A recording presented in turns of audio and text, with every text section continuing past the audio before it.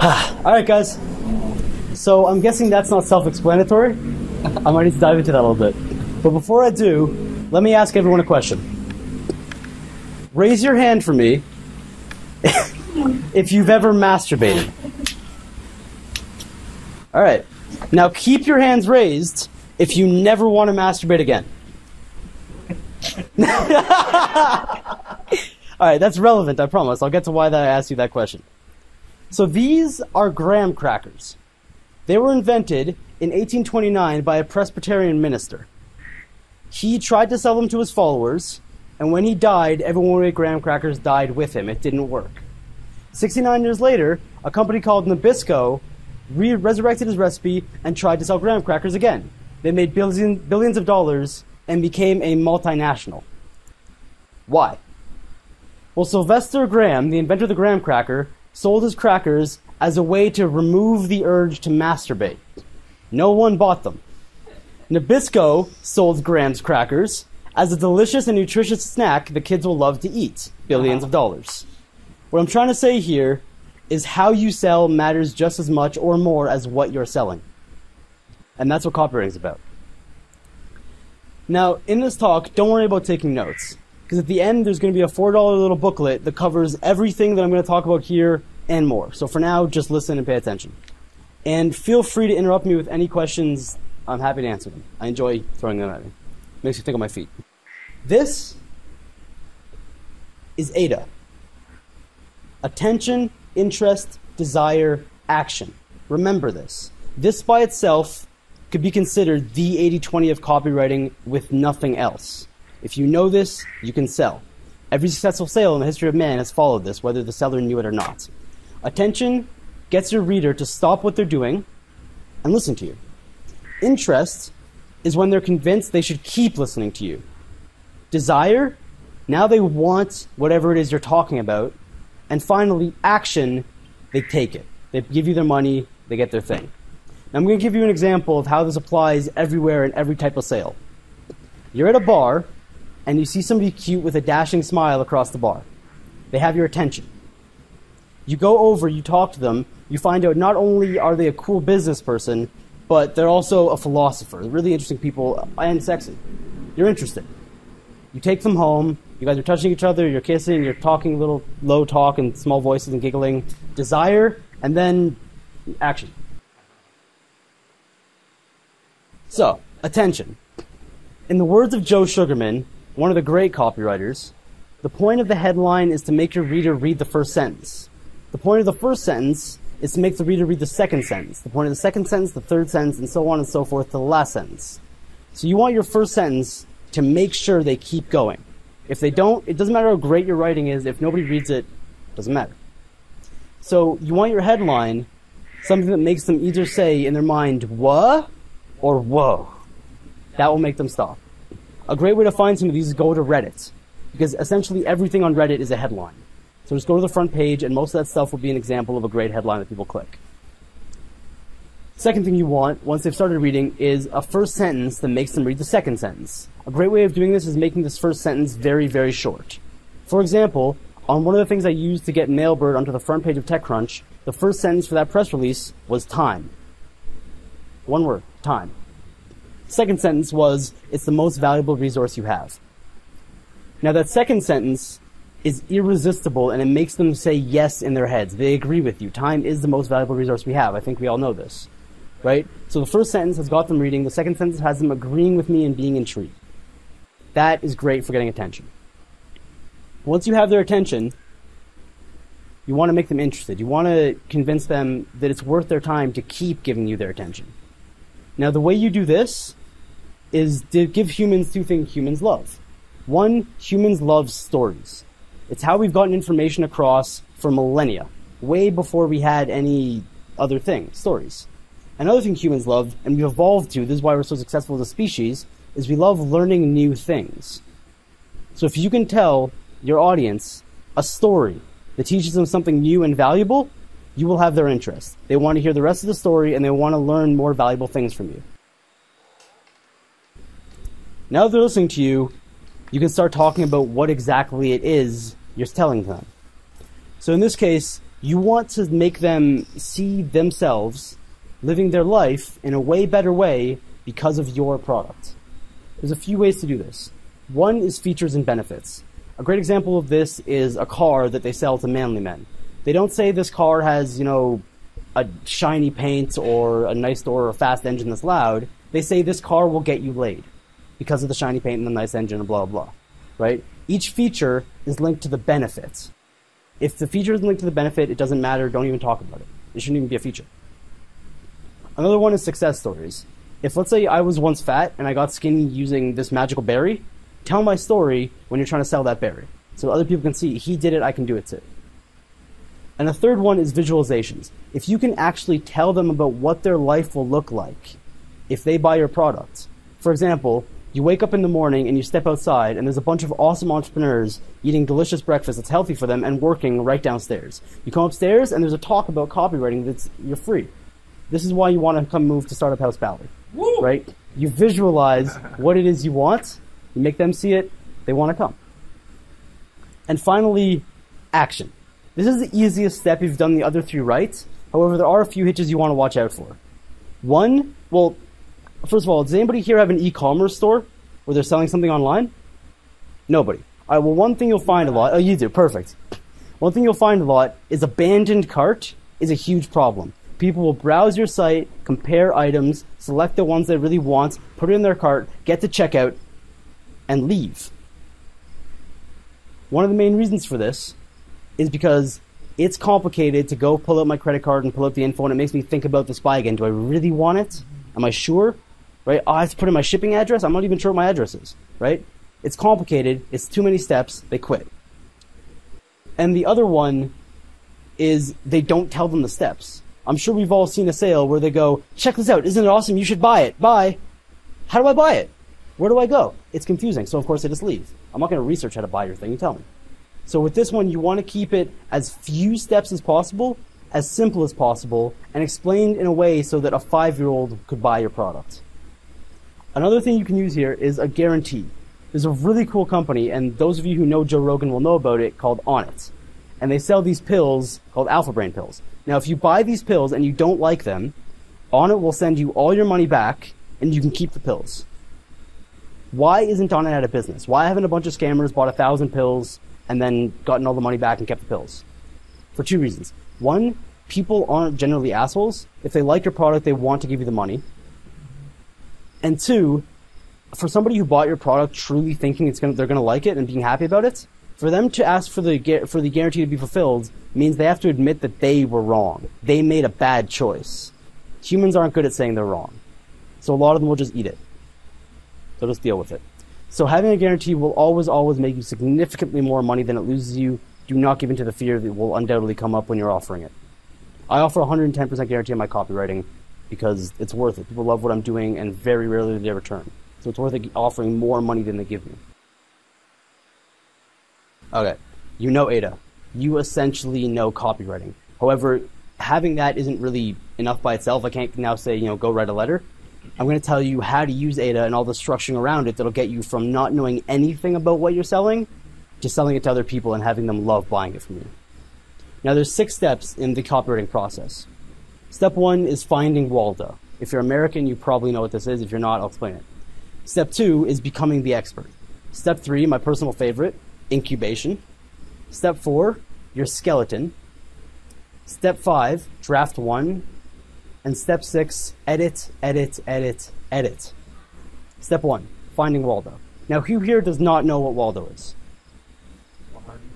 Perfect, okay. So Waldo is this cartoon book game for kids in America where they have this one little guy dressed in a funny hat. And they put him in a huge, big, disorganized picture full of people and objects and animals and tables and things, and you have to search and find him, right? What I'm trying to say here is out of all the humans in the world, you have to find one guy, literally one human being, who is your target customer. You have to narrow it down to one. Now, you need to know this person as well as you know your wife or your husband or your girlfriend or your brother. You really have to know them so much that if I ask you what would they do in any given situation, you can tell me the answer with confidence and quickly. You have to know who do they care about. What kind of people do they read? Do they watch TV? What shows do they watch? How much money are they making? Are they male or female? How old are they? everything. And the best way to do this, of course, is to go ask them. Especially if you already have buyers, ask people who are buying from you everything you can about them. Go meet them for coffee. Once you know everything about your Waldo, your target customer, and you can have multiple Waldos, make sure you have them all covered. You have to do the exact same thing you just did to your Waldo to your products. I want you to, step one, gather everything. Gather all your Waldos, gather your product, and any other products that are like your product, right, so any competition. Gather your swipe file, which is something I'm going to give you in the booklet, which is essentially a big group, a big list of other successful sales. And gather all the writing that's been done about your product and all the writing that's been done about your competition's products that are like yours.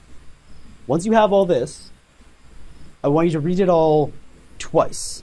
And while you're reading it, take notes. Now, these notes don't have to make sense. You never even have to read these notes again. Just write them down. Getting them out of your head and onto paper will be useful, and a lot of them will actually end up being amazing. If you're with the creator, or you are the creator, ask questions to them. Right? Why does this knob exist here? Why didn't you add this feature? What about this thing? Any question that comes to mind, if you can ask them. Annoy them to the point where they're sad they hired you. And the goal here is that you're able to both talk shop with the creator in depth and then turn around and explain it to a 5th grader who's never heard of it. If you can do this, you know your product. Now you move on to the next step, and this step is interchangeable with the following. It just depends the way you like to do it.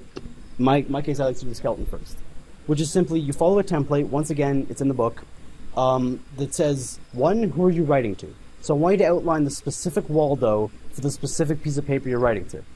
Right? So each time you write anything, make sure you know your Waldo. If it's a different Waldo, make sure you rewrite them and you remember them. Don't copy-paste, write it. It'll stay in your head. Number 2 is, what is the exact purpose of this particular writing? So what do you want your Waldo to think, feel, and do during and after reading this? And then step 3, look at attention, interest, desire, action, ADA, and put a few bullet points of all the things you're going to use in each one of those categories.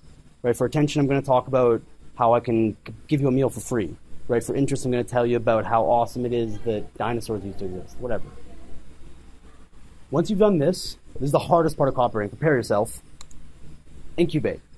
Go surfing, or have fun, or go have sex, or go dancing. This is literally part of our job.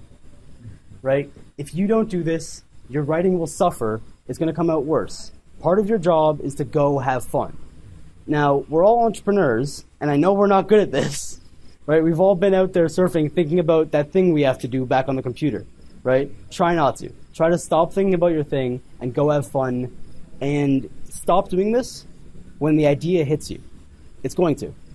You're going to have this one huge flash of inspiration where the headline hits you, or the first paragraph, or everything hits you. Right? That's when you stop incubating. Until then, just go have fun and carry a notebook with you. I have one in my pocket right now. Now, a great example of this idea flash, and I've been skeptical about this for a long time until it kept fucking happening to me, was when I first arrived in Bali. My job was I just won this competition against 150 other people. You know, they flew me from Montreal to Bali. Everyone else failed. It was tough. And they're like, okay, you ready? I want you to write this thing. I'm like, yes, I can do it.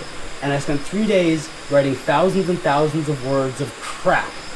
I hated myself. I couldn't get it out of my head. It was just shitty stuff. So what did I do? I went to La Plancha. I went clubbing. Right? And I got very drunk, and I danced with a lot of girls, and one of them pushed me. She wasn't happy with my dancing with her. And on the way back home, pretty inebriated, riding a cab driven by the devil that was hitting every single fucking road bump possible.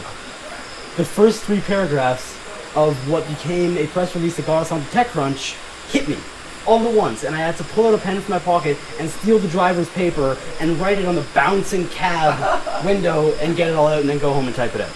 So go do your own thing, go clubbing, go have sex, go have a party, go surfing, whatever. It'll hit you. Keep your notebook with you. Don't do what I did. Don't steal things from the cabin. Once this happens, this is draft 1. Draft 1 is simply write. Don't edit. Don't even think about your writing. This is verbal diarrhea. Just get it on the paper. Alright? The goal here is to keep writing until you're exhausted and then keep going. Once you have nothing left in your head, just keep writing shit. Just don't stop until you're falling asleep on your pen. Right? Now, the whole purpose of draft 1 is to get all the emotions, all your ideas, and all your concepts onto the paper. It's not to make sense, it's not to follow ADA, it's just to get it out of your head and onto paper. If all your thoughts are on the piece of paper, you've had a huge success. Better than a lot of famous copywriters do. This is tough.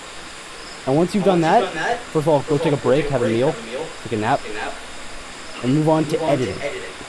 There's a great quote from the Mad Men era, so yes, it's sexist, but it's also awesome, that says, copy, good copy, should be like a woman's skirt. Long enough to cover the essentials, but short enough to keep it interesting. That's the purpose here. You want to shorten your writing as much as you can, right? Cut out all the stuff, all the chaff, make words smaller, just make it tiny without losing the essentials, right? Keep it interesting, make it short, and keep doing this. And delete anything that isn't completely enthralling. Remember what I said earlier about, read the first sentence, read the second sentence, read the third sentence? If one of those sentences doesn't make the reader read the next sentence, they're going to turn the page and you've lost it. Every single word has to be captivating. The one that's not will be the one where you lose your readers. So if you see it, kill it. You're going to have to kill a lot of your babies. It's going to hurt. It really sucks to delete like a whole paragraph that you just like bled on to make happen. But you're going to have to do it. That's going to make things better for you. So keep doing this until you can walk away for 24 hours, come back, and see nothing you want to change.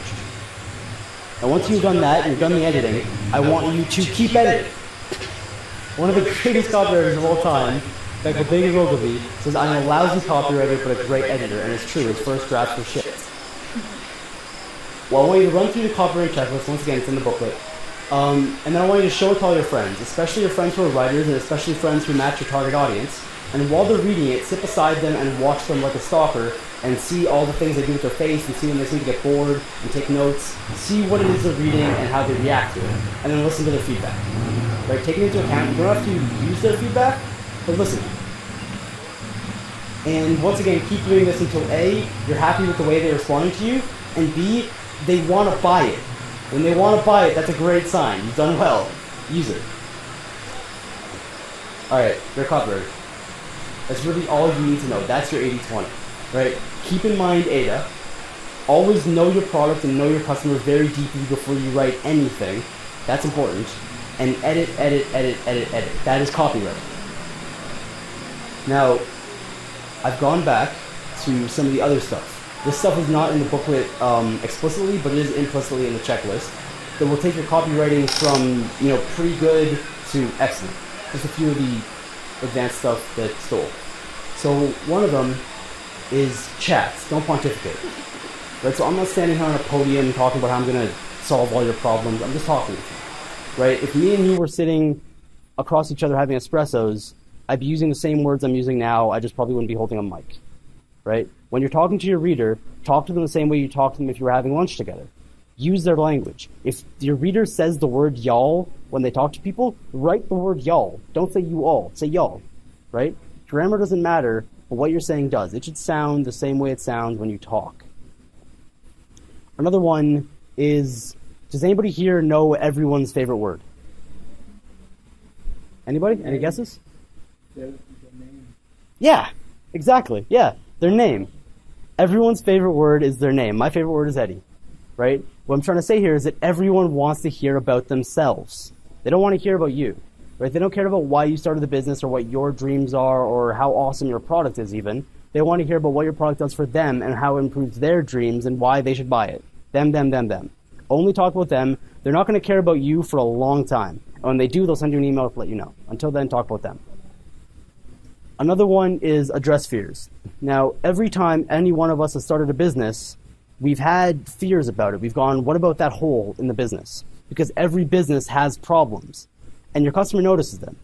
Now, there's two things you can do when you see a problem and you know your customer notices.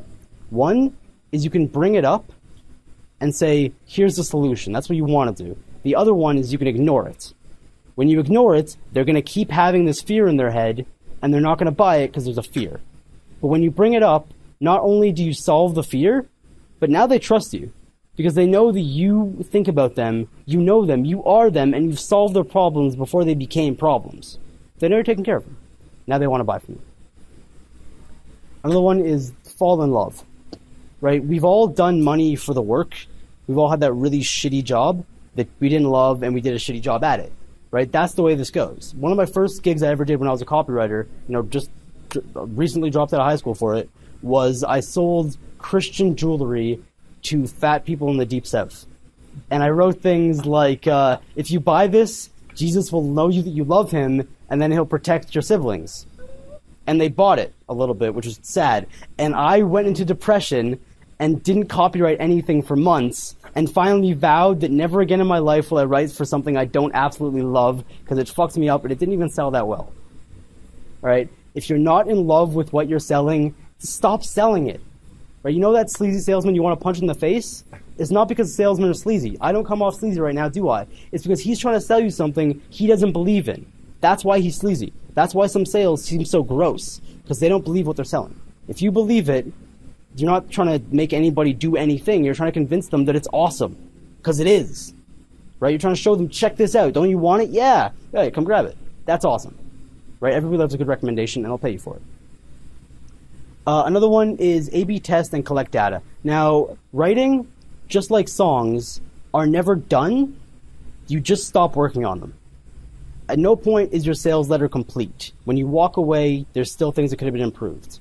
Now, a great way to improve them is to actually go get data, right? See how many people are converting, track eyes if you can, change words, A/B test and see which word performs better. Keep doing this until you're sick of it or until the results are so good that you want to stop doing it. But realize that whenever you stop writing your words, your copywriting is going to stop improving. Now, it might stay awesome, but it's not done. You just chose to stop. You can always go back and improve it.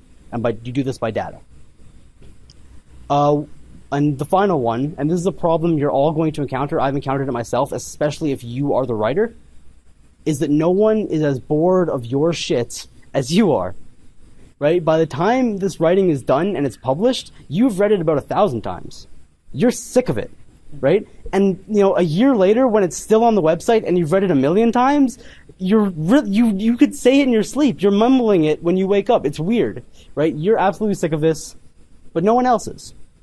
And so many companies change their slogan or say we need to revamp our website or some other retarded, expensive mistake because they're sick of it.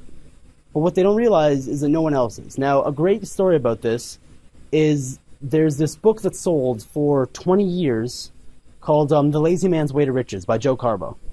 And for 20 years, it sold using the exact same sales page, going in the exact same magazines week after week after week after week, making millions of dollars. Now, Joe Carbo wasn't reading this anymore. He was, first of all, on his yacht, and second of all, if you made him read it, barfing. Right? He was sick of this. But it kept selling, so he kept using it. Right? No one's as sick of it as you are. Now, the great way to know when it's time to change it is back to the other step, data.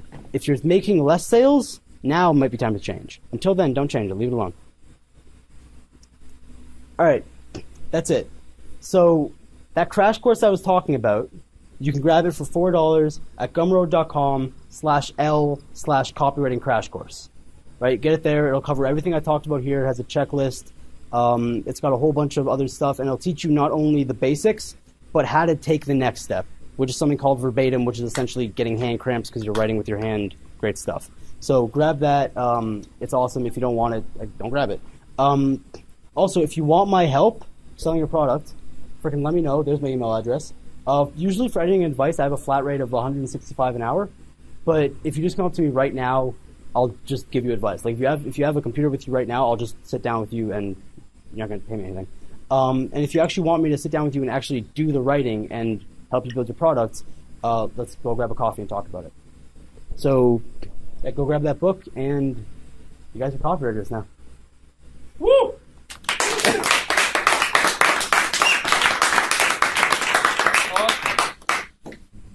Any questions? Could you tell us a little bit more on how did you manage to put those startups on TechCrunch? Yeah, sure. Yeah, okay. So actually, if you guys want, send me an email, and I'll send you. I actually have a formula in a Google Doc.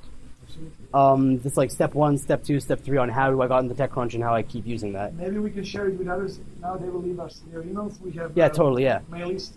If you leave your emails, that's a perfect idea. I'll send you that. Yeah. But essentially what I do is, step 1, I write a really good press release. And while I'm doing that, I gather the emails and personal names of all the bloggers who've written about stuff like my thing. Right? Especially the big ones, but the small ones are equally as important. There's a book called Confessions of a Media Manipulator. It's great about how to get your stuff onto blogs. I definitely recommend checking it out if you're into this. So once I have all the lists and I have the press release, I write a few emails. The writing of these emails is very important. You want to, that's details, but yeah, I write a few emails and I send them out to all these bloggers, and essentially get the bloggers to agree to write about it on one day. Right, so they all write about it the same day. And then on that launch day, I make a big fuss myself, whatever I can, Facebook, Twitter, and they all write about it. And the cool thing about blogs is the blogs have gotten to the point where they get their news from other blogs. So if a blog sees 5 blogs writing about your thing, they'll become the 6th blog. And then somebody will see them and become the 7th blog. It proliferates itself and goes up and down the chain from the small ones to the big ones back to the small ones. So if you can get a few guys like TechCrunch writing about it, everyone writes about it. That's nice. That's essentially how I get products on TechCrunch.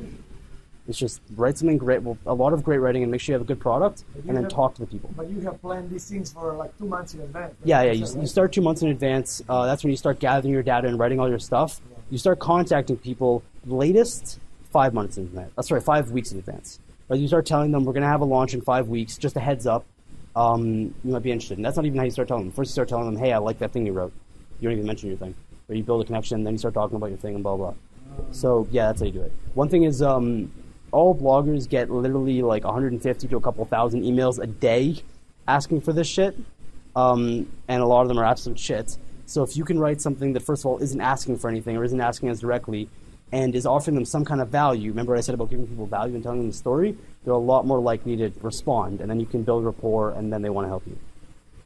Yeah. If you need specifics on that, just contact me. Questions? Any more? Yeah. What else do you do to like boost your creativity when you're down and when you're like writing some stuff and you have a deadline and the words are not coming in? Writer's block. Yes. All right. So there's 2 cures to writer's block. One called the call and write method, just because I stole it from a guy called Colin Wright, who's an awesome dude, and the other one calling the juggernaut method, and they're both effective. You want to start with the juggernaut method, and what that is I want you to sit down, pull out your watch, and say 50 minutes starting now. And for 50 minutes, just sit in front of your computer. You're not allowed to leave your chair, and write, or try to write, or just stare at it. No Facebook, right? And for 50 minutes, just try to get something out, and usually you'll get something out, and you'll kind of get the ball rolling, right? If that doesn't work, move on to the call and write method, which is stop writing. Essentially go into incubation period, right? Go have a party or go surfing or whatever, and just take a break, let your brain do its thing, and come back to it 24, 48, 72 hours later. That'll usually fix it. Also, another great thing to do is to read the writing of the other great people. If you read great writing, it'll help you become a great writer. One of the reasons I started copywriting was because I was naturally a good writer, was because I was a total bookworm. So yeah, reading will inspire you to do better writing. Yeah, we talked before a little bit about like product launch and stuff. You said that you had a few successful product launches and stuff, but you also had a few failures. Yeah. Not as successful ones. So obviously, when you fail at something, you don't feel great. So how do you keep your spirit up? And what do you do when you fail in the product launch? Do you try to repair it, or what do you do? Usually, when I fail at something, one is I'm a failure. I'm Eddy Azar and I'm a failure. I fail so often that I've gotten kind of used to it, to the point where it's like, oh, that didn't work. Cool. Let's find out why and try again. Right? It doesn't really hurt me anymore, but it did at first.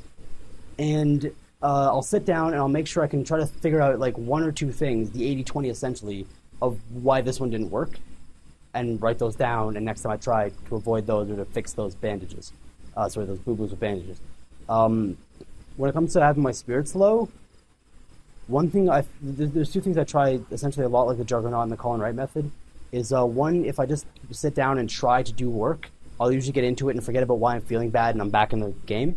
And another one is to go hang out with inspirational people like us, but not work, and just grab coffee, talk, go out with them, and they will inspire you because they are awesome. Yeah. Wow. Cool. All right. I think is that it? Yeah, you said something about the guarantee. Yeah. That you should have on the sales page. Like, it's something that should be there or no? eventually can evaluate it to put it, or it's really like, even if you're not sure that you can offer a good guarantee, you should just put it because people are going to buy it. Right, so I would always recommend putting a guarantee, simply because it will always make you more money than you lose. But one thing to make sure is fulfill your guarantee. Because the moment somebody says, I want money back, and you say, sorry, I can't do that, that's very bad. For legal reasons, for trust reasons. They're going to tweet about it, and then a lot of people won't trust you. So make sure you follow through on that. But as long as you think or know you can follow through, always offer a guarantee. Always. It will always make you more money than you lose.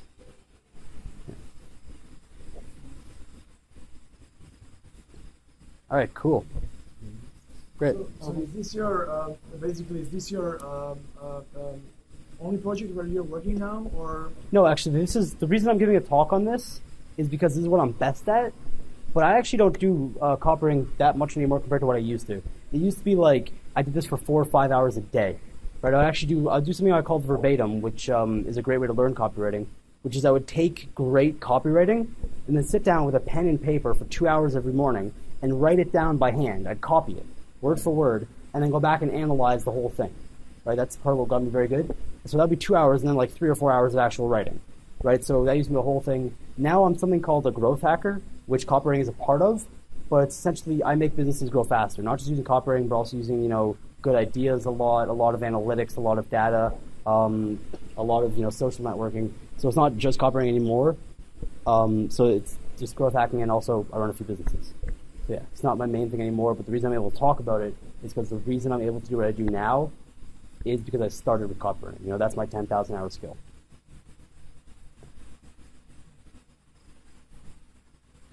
So would you be ready to share revenue and do the copywriting for projects that are already existing? Yeah. And just like, if you can improve the number of buying customers, we could agree on a revenue share or something? Totally, yeah. Usually what I do with revenue share is I will take an upfront, but a small one, enough to make sure that I'm excited about writing.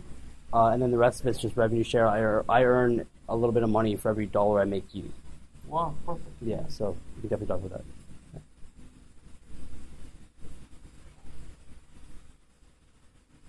Can you give us a little bit, like, just talk about yourself, what you do in Bali? Oh yeah, cool. I'm actually happy you asked that because now I can talk about me, and my favorite word is me. So, all right. So I'm going to give you like the crash course of my life as much as I care about it. Before this, it wasn't really that special. In grade 11, my best friend threw a book at me called The 4-Hour Workweek, which I promptly read, started a business with him, spent $300 on business cards, and then made $16 gross total and failed. So that was my first business. Big success. A little bit after that, in grade 12, a bunch of stuff happened which made me go from like an honor roll student to the kid who skips class to go take a nap in the sun, literally. So my grades plummeted, and at the same time, I took a course from a guy called Ramit Sethi called Earn 1K. If any of you want to be a freelancer, this will make you successful. It's one of my favorite things I've ever discovered in my life. Earn 1K by Ramit Sethi.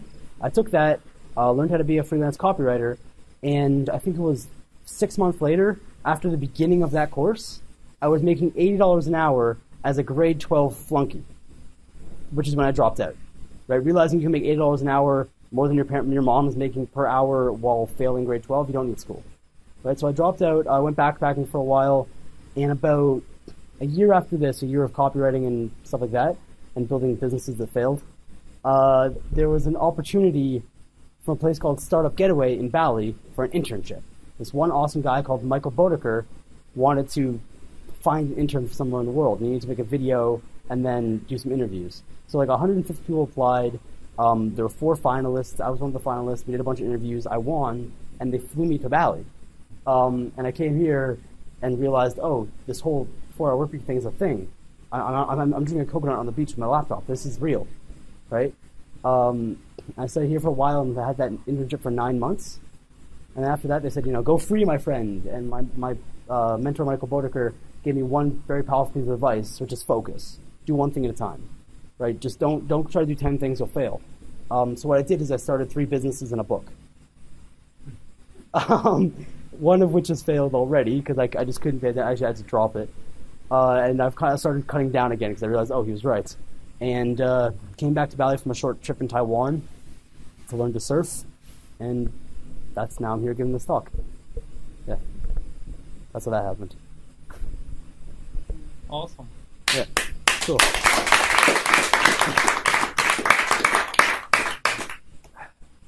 Awesome. All right. If nobody moves for 1 minute, I have to take a photo. Pretend that the lecture is over.